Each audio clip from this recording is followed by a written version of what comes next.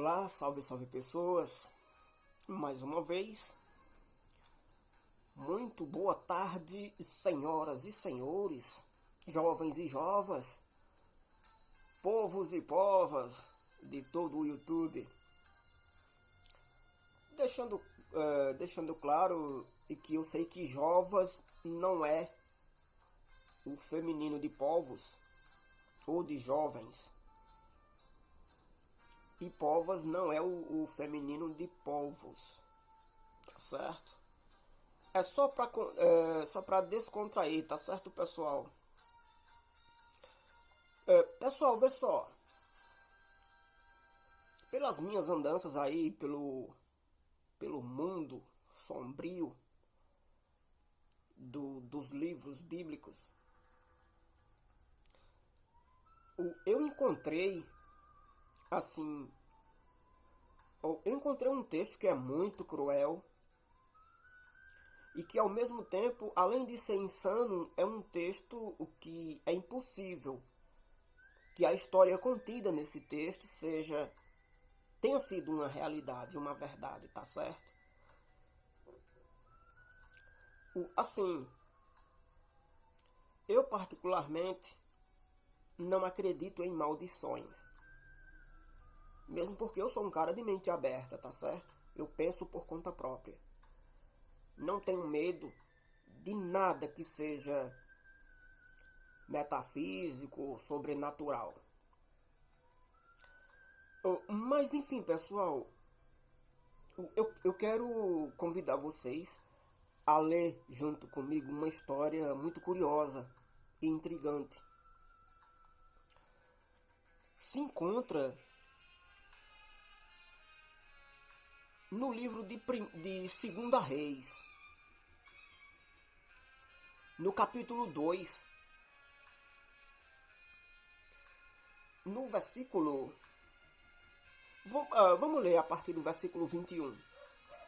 Então saiu ele ao manancial das águas e deitou sal nele e disse assim, diz o Senhor: sararei a estas águas e não haverá mais nelas morte e nem esterilidade.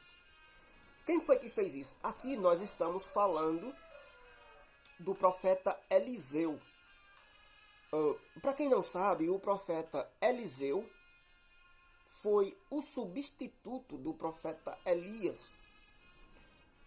E aqui conta a história de que Eliseu está purificando um rio.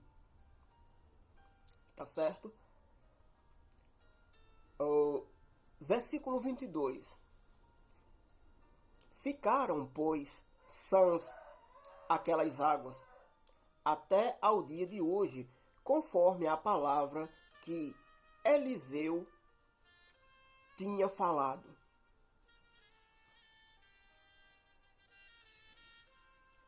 Versículo 23 ainda, versículo 23 do capítulo 2. Então subiu dali a Betel, e subindo ele pelo caminho, alguns meninos saíram da cidade e zombavam dele e lhes diziam: sobe, calvo, sobe, calvo. O que é que a gente vê aqui? A gente sabe que no mundo infantil, no mundo das crianças, existem crianças que são comportadas, crianças que são bem educadas, crianças que são rebeldes, que são mal educadas, crianças que respeitam e crianças que não respeitam, enfim. Só que eu penso assim, não é porque uma criança é mal educada, desrespeitosa, não é porque uma criança é danada que nós devemos desejar o mal para essa criança ou a morte dessa criança. Mesmo porque às vezes a criança nem tem culpa. Às vezes é culpa dos pais por estarem ausentes, por deixar que a criança seja, como é que eu vou dizer aqui, criada ao Deus dará, como diz o ditado popular, né? Crianças que os pais deixam que elas se tornem rebeldes. Enfim, no meu ponto de vista, o responsável por uma criança ser bem educada ou mal educada, respeitosa ou desrespeitosa, os culpados são os pais, as famílias ou os responsáveis, tá certo? Então, o que é que acontece? Aquelas crianças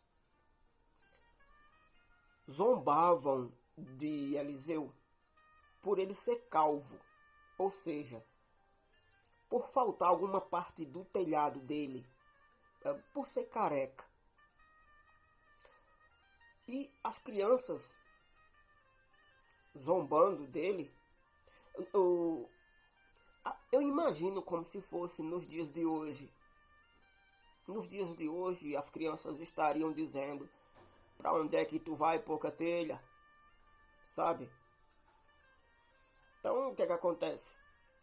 As crianças estavam zombando de Elias, ou melhor dizendo, de Eliseu. Olha o que é que acontece.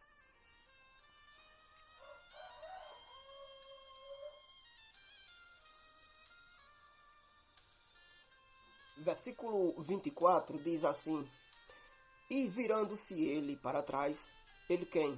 Eliseu, os viu e os amaldiçoou no nome do Senhor. Então, duas ursas saíram do bosque e despedaçaram 42 daqueles meninos. E dali foi para o Monte Carmelo, de onde voltou para Samaria." Pessoal, veja só. Eliseu aqui, ele não suportou a zombaria das crianças, tá certo? As crianças chamando ele de calvo, ou seja, de careca. Ele não suportou essa zombação, essa zombaria. E aí ele amaldiçoa essas crianças em nome de quem? De Deus. O que é que acontece? Sai de dentro da mata duas ursas e devora 42 crianças. Como se não bastasse a questão da maldição e a questão de Eliseu trocar a mentalidade dele pela mentalidade de crianças, que aqui no momento não se sabe se era... O que o texto diz é que eram meninos, mas ninguém sabe a idade desses meninos. Até 13, 14 anos, se diz que a criança tem pouca consciência, é inocente, mas enfim. Eu quero chamar a sua atenção para a questão de que essas duas ursas saem de dentro da mata e devoram 42 crianças. Agora, uma pergunta que eu gostaria de te fazer é o seguinte: o que foi que aconteceu ali naquele momento? Eliseu colocou cola super bonder, colocou super cola nos pés das crianças para eles ficarem grudados no chão? Ou será que ele aplicou uma anestesia nas crianças para elas ficarem imóveis? O que foi que aconteceu? Pessoal, traz isso para o mundo real. Traz isso para a nossa realidade. Será que quando essas duas ursas saíram de dentro da mata, as crianças ficaram em pé, só esperando a sua vez de morrer? Quando as crianças viram as ursas e sabendo que aquilo era um animal feroz, será que eles não correram? Quer dizer, eles ficaram ali, anestesiados, cada um esperando a sua hora de morrer. Eles não correram, eles não tiveram medo do animal.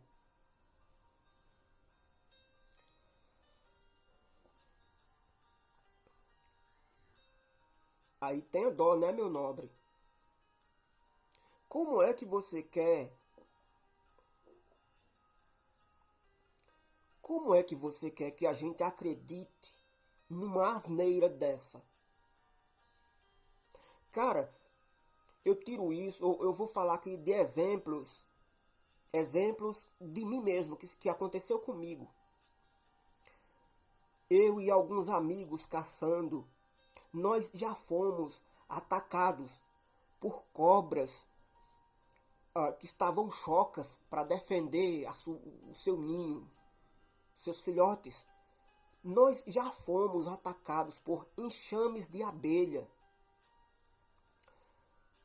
Nós já fomos atacados por um animalzinho que é pequenininho, mas é muito feroz, que se chama furão. Deixa eu te falar uma coisa. A primeira coisa que se passa na mente de alguém que está sendo atacado por um animal é correr. Correr feito louco para não ser alcançado por aquele animal. Eu me lembro que uma vez eu fui rasgado de unha por uma raposa que tinha um filhotezinho. Ela me rasgou todo com as unhas e eu tive que correr.